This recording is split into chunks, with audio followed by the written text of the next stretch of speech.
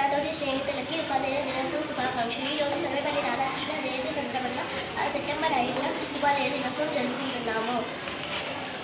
తరగతి గదిలో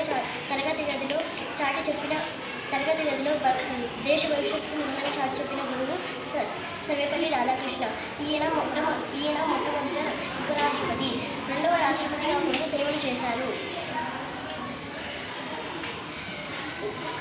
ఆయన రాష్ట్రపతిగా ఉన్నప్పుడు తన స్నేహితులు మరియు విద్యార్థులు తన పుట్టినరోజు జరుపుకోవాలని అభ్యసించారు. నా పుట్టినరోజు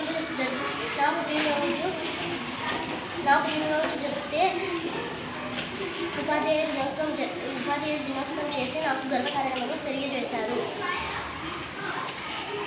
నా జీవితంలో సరైన మార్గాన్ని చూపించిన గురువులందరికీ ధన్యవాదాలు.